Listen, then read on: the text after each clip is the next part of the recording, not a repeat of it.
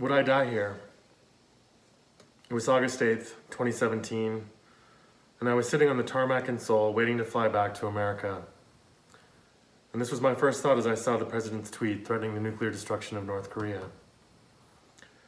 I was in the last minutes of the trip trying to edit a photo on Instagram as the other passengers boarded. The photo had been taken from my room in the hotel directly across from Seoul's City Hall, where I knew to stay because of the discounts on their beautiful rooms due to the many protests.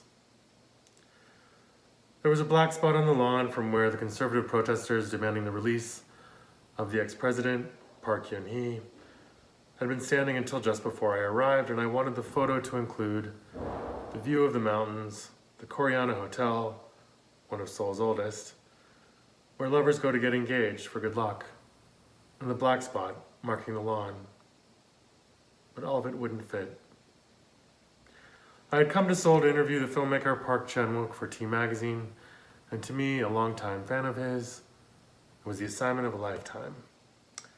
I had rewatched his films in the weeks leading up to our meeting in order to prepare, and sometime during the flight over, I began to feel as if I were in an as-yet unmade Park film about a writer sent to interview Park. Usually in a Park film, a misunderstood hero or heroine is pitted against the world by what seems like fate and is destroyed and remade by how they cannot escape it, turning them into the butt of a cosmic joke.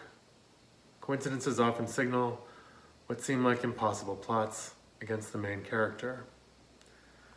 The last film I've been rewatching on the plane was Lady Vengeance, the story of a young woman falsely convicted of murder who sets out to avenge herself on the murderer after her release from prison, painting her eyelids red to mark her ambition.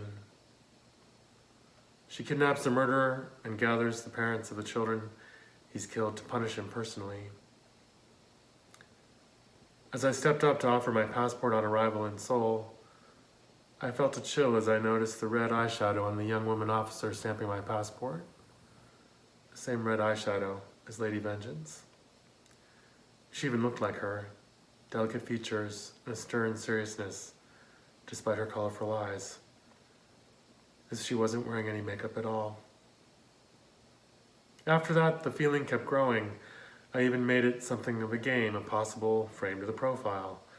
The photo I was editing, for example, the spot on the lawn, the shadow of a crowd with no crowd, long after the crowd had left. Park likes to use images that way. I just hadn't been able to figure out what my Park film storyline was. And then I saw the tweet.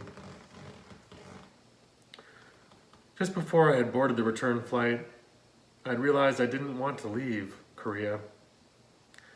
After years of being alienated from this country by my father's family, I had finally made friends here. I'd even come to miss Seoul when I wasn't here. As I searched Twitter for context to Trump's threat, the cosmic joke in my Park film was finally plain. I had found my place here, perhaps in time to prepare to die here, too.